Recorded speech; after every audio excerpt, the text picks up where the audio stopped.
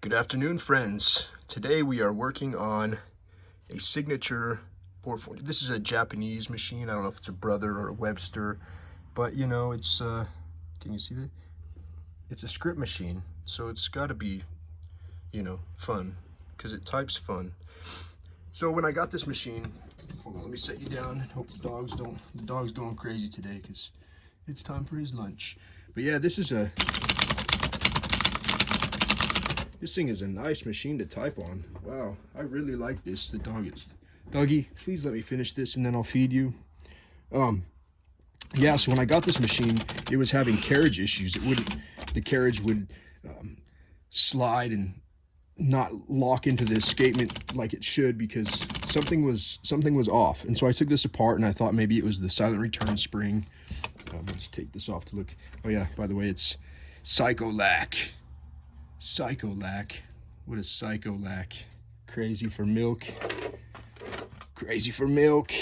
Psycholac. Yeah, so I took this thing apart and I started going through the silent return springs and checking out how things work, and that's all. That stuff seemed to be fine. And then I was watching the escapement work and noticed that it would slip only on one side. So I was wondering, why is it only slipping on one side? There has to be a reason.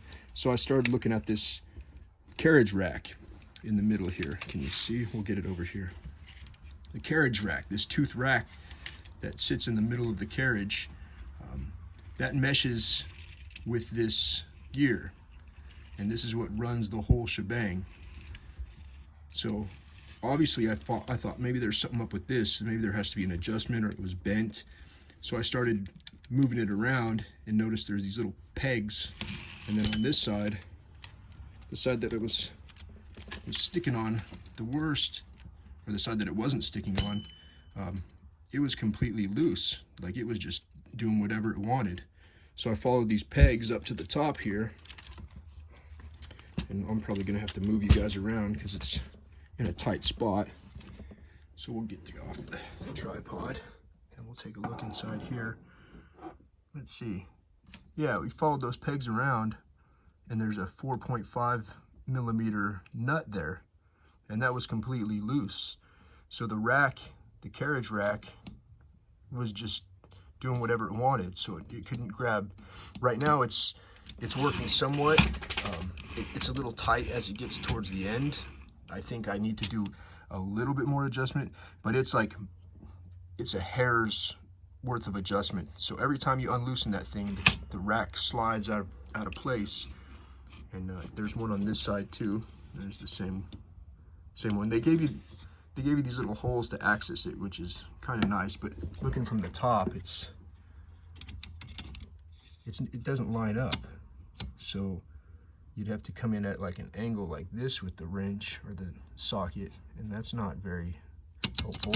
I could take off this whole paper tray if I really needed to, but I'm just going to try to do it with the 4.5 millimeter standard wrench because it will slide underneath here and I can access it just fine. It's just going to be hard to do that last fine hair of adjustment that I need to get it. Right now it's, you know, margin set. When it gets to this end of the margin, it's a little, so you can, it's sticky all the way at the zero. So it needs to be just a hair off, but it's fine all the way through. But anyway, yeah, that was just this quick. There was this guy on Reddit the other day who was having issues with his carriage not working on the left-hand side, and I thought, hey, you know, this is the same exact thing. And that's what I told him. I said I would look at that rack. That rack is usually the culprit if it's not grabbing right. That would be the first thing I would check. So luckily here it was easy because it was just loose. A lot of times they're hard mounted, or you know, they get bent just from being dropped or manhandled.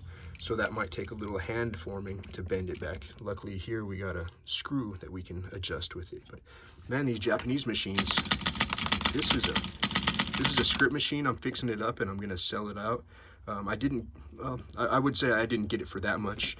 I did pay some money for it because some other people saw that it was script as well. But this is a really great typing machine. The way it feels, this Japanese type style, it's great. So we'll get this fixed up. adjusted, cleaned up, and then we'll get it out to you guys. If you guys want a script machine, this one is unique for being a Japanese one. This is my first Japanese script machine. But anyway, that's just a quick 5-minute video, and hope to talk to you guys again later. Hot Rod Typewriter Company. Thanks. Bye.